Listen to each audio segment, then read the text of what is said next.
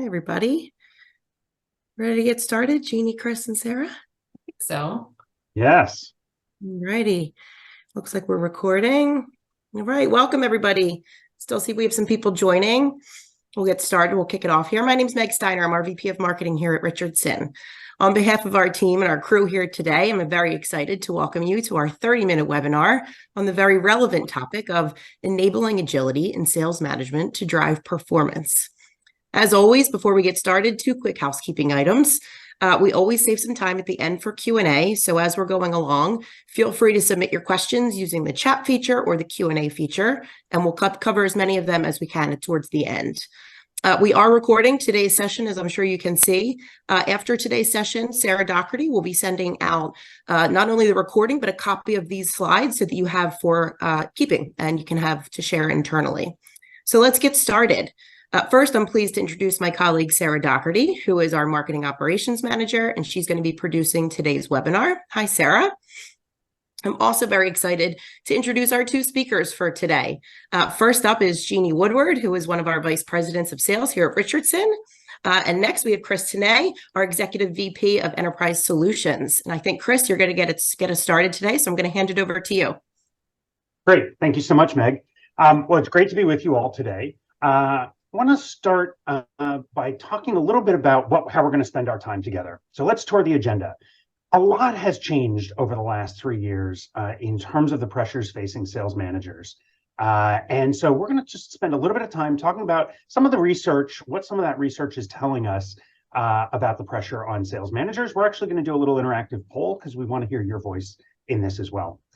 Then Jeannie and I are going to describe how some agile methods can be adopted to help your teams create sales culture, to give managers the tools they need to lead salespeople, to help them lean into their role in driving sales performance. And finally, we'll talk about an agile approach to sales coaching that helps managers be more responsive both to the sellers they manage and to your customers, and to manage the most precious resource that they have, which is their time.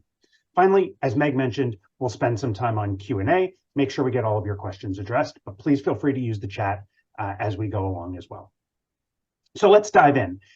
Managing a sales team today is especially difficult. Over the last 3 years, it feels like everything has changed, both in terms of how buyers buy, but also how sellers interact with customers and how managers lead their sales teams. Let's dive into what the research tells us about a couple of the most profound sales challenges and sales management challenges today. COVID and the global pandemic has disrupted literally everything, it feels like, from supply chains to business practices, and for what concerns us today, how customers are buying and procuring products and services. According to Gartner research, customers consume a minimum of 5 pieces of content or information before they ever engage with one of your sellers, and the number of stakeholders involved in a B2B purchasing decision is up 70% in the past decade, 81% of which are non-C-suite staff who have a role to play in the decision-making process, even if they aren't the ultimate decision maker. So literally every dimension of the sale is in constant flux, and I love this kind of tongue-in-cheek graphic of the sales process or the buying process, where, in the navy blue blocks, you sort of see a linear buying process from identifying my problem to figuring out what the solution should be. But as we know, the reality is it is anything but linear. Buyers loop back on themselves. It is iterative. The process is constantly changing. And the research bears this out. Forrester has done an interesting study that suggests that the number of seller interactions required to close a B2B purchase has jumped from 17 interactions to 27 on average. And that is just absolutely mind-boggling. So this is a serious challenge for sales managers who have to help their teams navigate this buying process with their customers. How do you manage all of the constant change and flux and do so at scale? Add to this that sales organizations continue to get flatter and wider. And this is driven by a number of factors. But the Alexander Group is a consulting organization that has looked specifically at span of control for sales managers. And they have discovered that the average number of direct reports for a first-line sales manager is 8.5 direct reports. I feel bad for the half a person that they're managing. But that is a huge range. You think about the amount of time that a sales manager has, the number of things on their plate to deal with, how you both develop the people that you manage and help them move their opportunities through the pipeline, and then do that times 8.5 people. It means that managers have less time for every sales professional that they manage, and there isn't enough time to give really personal, in-depth coaching to every seller using traditional methods. So we need a new way. We need a more flexible approach to how we equip sales managers to execute their role. I want to hear from you. How does this research line up with what you see in your organization? So Sarah's just launched a poll, and the question is, in your organization, how many direct reports do your first-line sales managers manage on average? Is it 1 to 5, 6 to 8, 9 to 12, 13 to 15, or more than 16? Again, remember, Alexander Group in their research has indicated that average is somewhere around 8.5.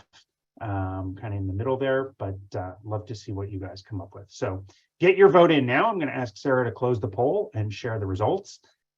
Interesting. Okay, so it looks like for this group, the most is 1 to 5. That is really encouraging to hear. It means your sales managers hopefully have more time to lean in with each individual, not only person, but opportunity, and coach specifically, with 6 to 8 coming in next. Thankfully, only 2 of you indicated that your sales managers have more than 16 people to manage. So really appreciate you helping to add to our research by participating in that. There are a lot of tools out there on the market. In fact, it is mind-numbing to think about how many options are available for sales managers, and particularly how many software tools are available to help them try and manage both the process and the data that's being generated. From conversational intelligence to advanced analytics and artificial intelligence, sales managers have never had so much data at their fingertips. But the question becomes, and I think this graphic from a organization called Vendor Neutral kind of brings this to life. The question becomes, how do I make sense of all of this? Like, it's great to equip managers with data, that is good, but how do I actually make that data and information useful and equip my teams to actually be able to use it and to respond to it in real time? And so as we looked to think about how we help equip managers to build a set of skills to respond to the changing buying processes and landscape, manage more people and manage their time more effectively, and use data to think about being more efficient, we turned to the concept of enterprise agility. At Richardson Sales Performance, we believe strongly that embracing an agile mindset is critical to equipping sales managers to meet this challenge. So if we move to the next slide, agile thinking is about equipping people to respond to rapidly changing conditions faster and more effectively, and have more predictable results as they do it. And McKinsey in last year did a survey of sales managers right in the middle of the pandemic. 85% of sales managers and sales leaders agreed that the concept of agility, thinking about how you be more responsive, work in smaller, more iterative pieces, use data in your decision-making, and respond to changes in the buying process in real time, were going to be absolutely critical to future success for their organization. And a study by MIT that was conducted shortly after this confirmed that organizations that embraced agile principles grew 37% faster and generated 30% higher profits than organizations that didn't. So really interesting sort of state of research, but how do you take principles of agility and actually build them at scale across your sales management team? And for that, I'm going to turn it over to my colleague, Jeannie Woodward, and she's going to share a little bit about how we think about the role of a sales manager and the things they have to be good at, and then we'll bring a few of those to life for you. Jeannie? Thank you, Chris, very much. I love this slide. The sales leader may be one person, but they are not one job. And that is so true, especially with everything you just shared, Chris. I mean, they have so much on their plate. If you think about it, sales leaders are called to serve as sales coaches to their teams. But the good sales leaders, they do so much more than that. Good sales leaders really lean in to and deliberately create a sales culture. They also really think about the best way to lead an increasingly more diverse team of salespeople. And of course, sales leaders are outcome focused, so they have the processes and the cadences in place to really drive sales performance. So on the next slide, Richardson, we've spent a lot of time really researching and distilling down those key capabilities sales leaders need to be world-class in each of these areas. And that's what you see on this slide here. So you see they have a lot to do, a lot is on their plate. So today we're going to take a few of these and we're going to highlight some of the best practices to really become world-class as a sales leader. So on the next slide, I'm going to start by talking about creating a sales culture. And you may be saying to yourself, what do we mean by sales culture? So sales culture is the atmosphere that is created by how you hold your team accountable and how you engage with your team. So the atmosphere that's created by how you hold them accountable and how you engage with them. So I'll give you two examples. So on the one hand, we may have a hard-charging sales leader, very demanding, very domineering. You're afraid to make mistakes. It's a stressful environment. It's a real pressure cooker environment versus, on the other hand, we may have a hard-charging leader, but it's positive energy, where we're collaborating, we're sharing best practices. There's a lot of coaching, and it's okay to make mistakes as long as we're learning from them. So you can see these are two different environments. So it's the atmosphere that is created by how a sales leader really holds their team accountable and how they engage with their team. So that's what we mean when we say sales culture. So we're going to talk about how do we strengthen your sales culture? Well, it's interesting. The top sales organizations out there, they deliberately have a plan for how to build and strengthen their sales culture. So how do we create this plan? Well, it first starts by identifying the metrics you're going to use to hold your team accountable. So these metrics really form the foundation for your sales culture plan.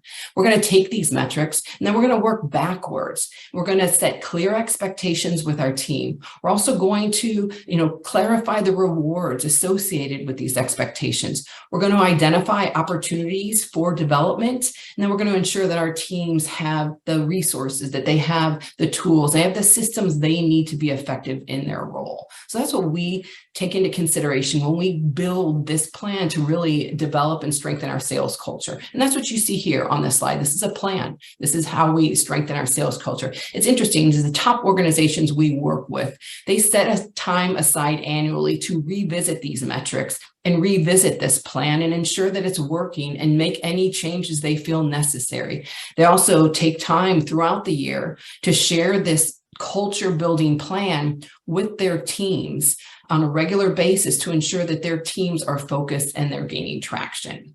So that's what, when we talk about building a sales culture and strengthening the sales culture, we see organizations deliberately creating a plan.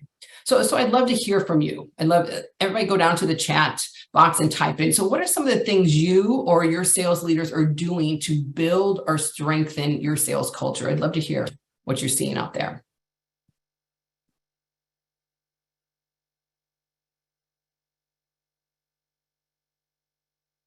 Weekly meetings, yes. I think regular, frequent meetings with teams, individually and as a group, are very important, especially as we all work remotely.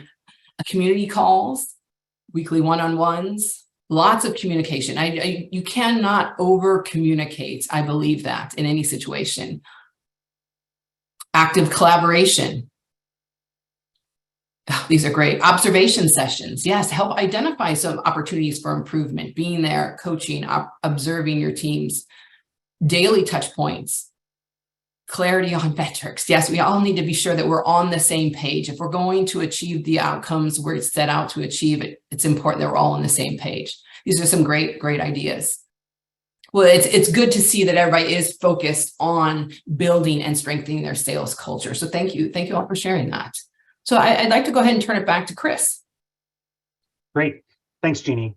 It's great to see. I mean, that chat was really very interesting because everybody started jumping in with kind of their meeting cadence and, how they're thinking about communicating with teams. And that is critically important. And I think those kind of having world-class one-on-ones and thinking about, how you do that deliberately can be incredibly powerful. I think one of the things that continues to evolve and what we've seen, really changing over the last 3 or 4 years as hiring in sales roles has pivoted and evolved, is the makeup of millennials in the workforce. Millennials now comprise the majority of the workforce, and they have different expectations of what you do in those meetings. What does a one-on-one cadence look like? What am I looking to get out of a one-on-one relationship with my manager? How do I think about team bonding? And some of those other things that you mentioned in your chats. And so the second component of how you equip your sales managers to be more effective in this current environment and be a little bit more agile and responsive to the teams that they manage is about equipping them with a couple of key skills in terms of how they lead and develop their salespeople. On the next slide, we talked about the millennial population in the workforce. There's also an increasing diversity in the workforce through things like DE&I efforts and others. The workforce is changing, and thinking about how we equip managers to really tune into not just my team as a team in a one-on-one cadence or a monthly cadence or as I create my sales culture, but how do I actually tune into different people differently? On the level where that individual is, and use what I know about them and what I learn in those interactions to help motivate them and develop them as individuals to reach their full potential. And then how do you do that in a way that is truly authentic and relevant to them? We think about 4 key areas to help managers do this. We call them the head, the heart, the hands, and the feet. The head is, do I, as a sales manager, know who this person is individually? What's their personality? How do they react to different situations? And how can I help them communicate and engage in a way that really resonates with that individual? The heart is understanding what is most important to that person that I'm mentoring or coaching in terms of their values, their personal goals, what drives them from a personal perspective. The hands are paying attention to the strengths and areas of opportunity that really align to the work that they're doing. Have I equipped them with the right skills in this specific role that they're in to be as successful as they possibly can be? And the feet is what motivates them. What about that individual actually motivates them so that the sales manager knows the right lever to pull in order to get the best performance out of every individual person on their team. So thinking about how we equip sales managers to manage different people differently and really zero in on the head, the heart, the hands, and the feet.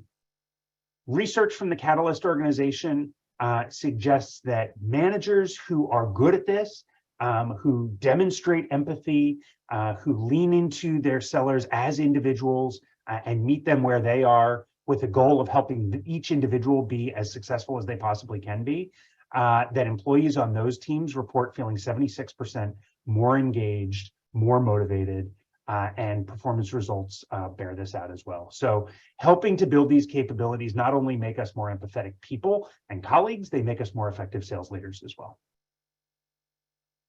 So in terms of effectiveness, we've talked about the people management. Now Jeannie's going to jump in and talk a little bit about the other side, which is sales performance. Yes. So we talked about, building a sales culture, leading our people. Now we're going to talk about driving the ultimate lagging indicator, which is sales performance. So I'm going to start by talking about opportunity reviews and creating a practice of opportunity reviews that is objective and is informed by data. So at Richardson, we believe strongly in the practice of opportunity scoring. In fact, we have a set of opportunity vitals that help sellers and managers really track outcomes and help them visualize the health of an opportunity. In fact, the health scoring really helps shift the conversation. It helps shift the conversation from I feel this way about this opportunity to I know where my strengths are with this client, and I know where I need to focus my time in order to move this forward. So it's important to have that objective view of where we are with our opportunities. It also helps sellers and managers make more strategic choices on where they're going to spend their time in order to gain momentum and win this business. On the next slide, I'd like to show a little the differences between opportunity reviews and developmental coaching interactions. So they're both a form of coaching discussions, but there are some differences. If you look here on the left-hand side, when we think about opportunity reviews, opportunity reviews have a shorter term focus because we're focused on a single opportunity or a single topic. And it's also a more collaborative problem-solving discussion we have when we're doing opportunity reviews. Whereas when we're doing developmental coaching interactions, they do have a longer-term focus because we're talking about building capabilities and developing skills. We're also maybe focused on a range of topics or several different areas.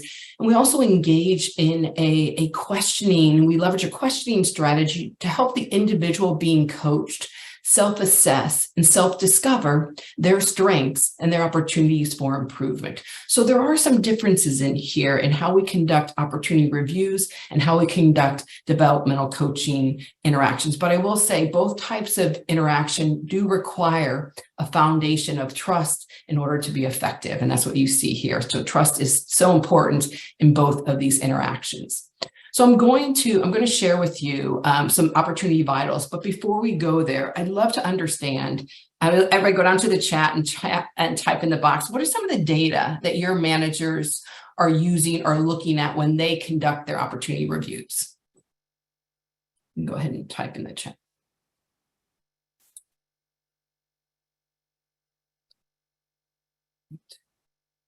Looking at Salesforce, Tableau dashboards, yes. Market share, funnel development, yes. Are we growing that funnel? Are we growing that pipeline? Deals, close plans, yes. Do we have a plan? Where do we go from here? How are we going to gain commitment and close this? Market share, retention of existing clients, all good data, all good information to look at when we think about and prepare for those opportunity reviews. Client size, market share, your next best move. That's exactly what we focus on as well. So great. On the next slide, I'd like to share with you our opportunity vitals. So the 5 opportunity vitals are pain, power, vision, value, and consensus. We feel these are the 5 most critical criteria that a seller can focus on to really drive momentum and win. These vitals also provide a consistent and objective way to look at your pursuit and look at your opportunities. And these can be used across all pursuits, and they're not tied to any one single stage in any sales process. So the sellers use these vitals to rate the health of their opportunities. When a vital is at its healthiest, we rate it a score of 6. When it's at its lowest, we rate it a score of 0. So this lets us know where we are in the pursuit and what our gaps are, and where it also helps us determine our next best move. Now, on the next slide, I'll show you some questions. These are some questions managers can use to really tease out what is really going on with this opportunity, and really help them understand and really drill into what's going on. So I'm going to throw up some numbers and give you an example here. And you can see that based on these numbers, our greatest opportunity, our lowest score is a 0, and that's with driving consensus. So that's really where we need to focus our time and really need to understand what's going on there and devote some time to moving this forward in this pursuit. So that's how we use opportunity health scores, our vitals, and some guidance questions and as a part of our opportunity reviews to really gain momentum with those opportunities and move them forward. So with that, Chris, I'll go ahead and turn it back to you. Great. Thank you so much, Jeannie. So the last area that we want to focus on is one that we talk about a lot, but we think needs to be rethought a little bit, and that is sales coaching. We know that coaching is critically important, but as Jeannie and I have been talking about over the course of this webinar, there are a lot of things that sales managers have to focus on. And so how you coach and how we equip managers to coach in an agile way is new, it's changing, and we have some techniques for how they can be more effective at doing it. At the heart of an agile sales coaching approach, we believe is breaking your coaching into sprints. Sprints are a concept that comes straight from enterprise agility. It's the idea of breaking your work from a large body of work down into small, iterative, and responsive activities that are focused on feedback. And so in the same way that we equip sellers to sell using agile sprints, we also equip managers to coach using sprints. And those sprints are small, repeatable, and they include three things. One, how do you prepare with excellence for every coaching interaction that you engage in? So in the same way that we would mentor a seller to prepare for a customer engagement, we equip a manager to prepare for that coaching engagement in the same way. The second block is how do you engage with the person that you're coaching to identify where the performance issue is, where they have opportunities to improve, and get the seller participating in that. Get this, we have a guiding principle in coaching that the seller should talk first, last, and most when they're engaging with a sales manager in a coaching sprint. And then the last is how do you advance that coaching conversation and link it up to the next sprint so that you're joining sprints together in small iterative ways that are responding to the needs of the person that you're coaching. Whether you're coaching an opportunity like Jeannie was just mentioning, using data to think about where you focus your time, or whether you're coaching different people differently because you're thinking about what motivates them or what their personal values are. You're taking the information that you hear in the engagement and you're baking it into your next step as a coach. And that is what really moves from, I have a 6-month coaching plan for this individual, down to, I'm going to focus on the next sprint, the next coaching sprint, and I'm going to make sure that I'm adjusting my plan to meet that individual's needs in real time as we move through the quarter or the month together. It also is core to sending a message, and I'll take this right back to where Jeannie started us, which is building your sales culture. It's about having a culture of continuous improvement. It's about saying, hey, as a manager, I don't have a 6-month or a 1-year plan for where I need to get everybody on my team. I am thinking about how are we in a continuous loop of improving based on every interaction we have. How do we set the bar for excellence? How do we deliver feedback? And how do we make sure that we're engaging people on their terms to get the best out of every person on my team? So that's how we think about taking an agile sprint, applying it to coaching, and using it to be more flexible and iterative as we go. All right. Well, with that, we've covered off on our 4 key areas. I'm going to turn it back to Jeannie to talk a little bit about how this. Yes, we're coming to the end. So yes, we've covered one capability in each of these areas, but we want to remind you that we have a full curriculum of sales management capabilities available to help your leaders develop the capabilities they need to be effective in their role. And this sales management curriculum, it sits within our broader curriculum, the Richardson Connected Selling Curriculum. And you'll see that on the next slide. So this is a collection of sales training programs built to work together and build upon each other across roles and responsibilities to help drive a common language and clear approach for sales performance at scale. So all these programs help build skill across the sales life cycle and really help your salespeople find, win, and grow business. So with that, Meg, I'll go ahead and turn it over to you. Thanks, Jeannie, and thanks, Chris. Before we get to Q&A, we wanted to offer you 2 complimentary downloads. So you can use your cell phones to scan the QR codes that you see on the screen right here. The first one is a white paper that talks about the sales capabilities that we've covered here today in a little bit more depth. It's a nice thought leadership piece you can share with your teams and internally within your organization. The second one is our brochure. It talks a little bit about how here at Richardson, we can equip your sales managers with all of these capabilities and a little bit more information about how we do that. So feel free to scan those QR codes and download those. All right, so some Q&A. We had 2 questions come in. As a reminder, we've got about 2 minutes here, so if you have any questions, feel free to chat them in. The first one is, there's a couple of different capabilities here. Do you have a recommendation on where to start? Yeah, I can. Yeah, I mean, let me lean into that just for a second. I mean, I think some of it has to do with what you've done previously. So if you are an organization that is already focused on sales coaching, and you have a strong coaching culture, then I think the next thing to think about is, do I need to build more rigor and process? That might be leaning into driving sales performance. Do I have a lot of new people in the organization? You might want to think about how you lead sales people and individuals. Or, do we have a well-defined and well-articulated sales culture, in which case you might want to lean into that area. If you are not an organization that has already focused on sales coaching, I think sales coaching is a good place to start for many organizations. And in that case, I would go deep in coaching first and then think about, what other capabilities might you want to expand into. Great. Thanks, Chris. We are at time, so I want to be mindful and let everybody go as we promised earlier in the webinar.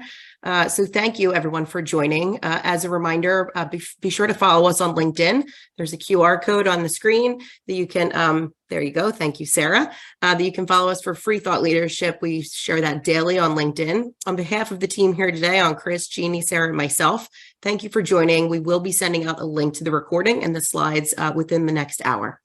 Thank you so much. Thanks, speakers. Yes, thank you very much. Enjoyed it. Thanks, everyone.